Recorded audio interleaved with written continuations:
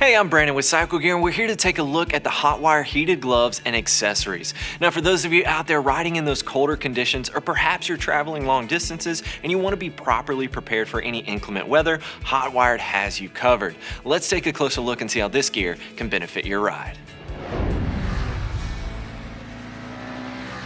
So we're going to take a closer look at the heated gloves and glove liners, but one of the first things I wanted to touch on was the overall technology that's being utilized within the heated elements.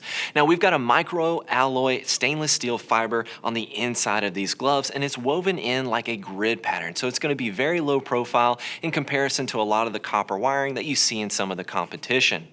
Now this heats up in approximately 10 seconds after it's plugged in and turned on, and it has an automatic shut-off point, so it's not going to overheat on you when it's in use.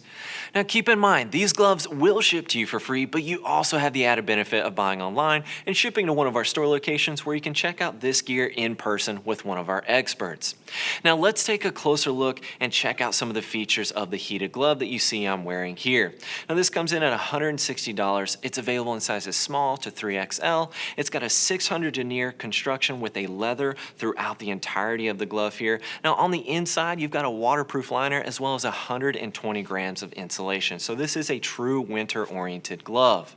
Now starting near the cuff, we have a simple Velcro entry here. As we continue up, we've got some accordion stretch near the knuckles as well as some reflective piping. And you're also going to find some accordion at the tops of the fingers. That's designed to give this glove some flexibility and movement when you're manipulating your controls.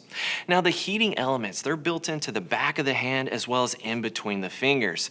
Now the reason they don't do that on the palm side is to give you the most tactile feel that you can have with your gloves, and they want to help reduce the bulk of the glove. So by putting the heat elements in these locations, it's going to reduce the overall bulk and provide the heat that you need, because when you're making a fist controlling your throttle, controlling, on the handlebars, that wind is going to come to the top of the hand and work its way down. So that's where you want that insulation and the heated elements there. As we flip the glove over, you've got this suede material. You're going to find that along the index finger as well as the tops of the fingers. And you can see this is going to serve as a great visor wipe. If you've got any debris on your shield, you can use this and clears your visor accordingly. The reason they have it on the palm is to help prevent premature wear, and it just gives your controls a little bit more grip in this location.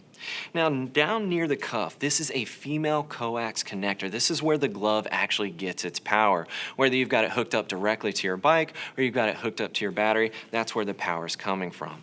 Now on the back of the hand, you have this little square. This is actually a built-in controller into the gloves as a low, medium, and high setting, and it's actually going to change colors for you to indicate what setting the heated temperature is actually on.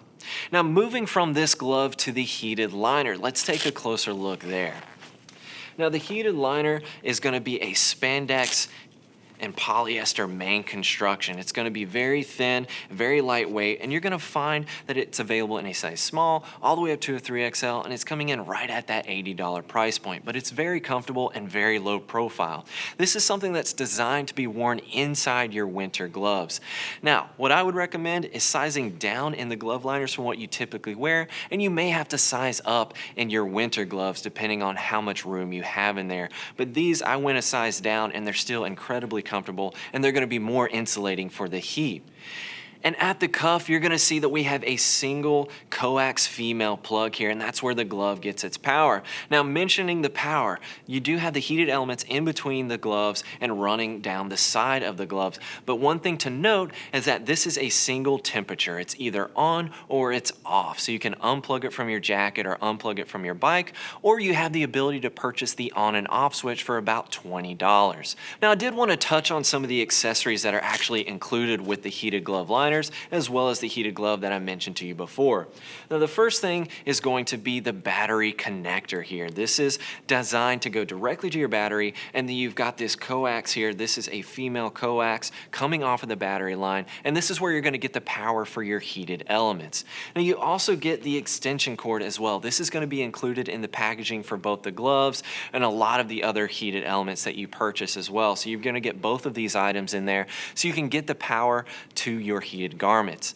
Now this is something that works well. You can snake this in between your fairings. It can come up underneath your seat. You got to figure out what works best for you and for your particular bike. Now each of these items is right at that $10 price point. So if you have multiple bikes, you can actually purchase these separately from the heated garments and outfit multiple bikes and easily transfer your heated gear accordingly. Now the last thing I wanted to mention for you is that adding heated gear can be an additional task for your motorcycle. So you definitely want to make sure that you check the electrical capacity of your bike and make sure that it can properly support heated gear. That's pretty important. You can check in your owner's manual to get that information. You can reach out to your local dealer and you can check a few different online sites, but it's certainly something you want to look into, especially if you're adding accessories. You want to make sure that your bike can properly support any heated elements. So there you have it, an easy way to keep your hands warm when you're riding in those colder conditions. But if you're looking for more details, feel free to click the info button on your desktop or mobile device, and that will take you to cyclegear.com. Or you can always head to one of our 130 store locations nationwide and check out this gear in person with one of our experts. Thanks for taking a look at the Hotwire Heated Gloves and Accessories. I'm Brandon. We'll see you just around the corner.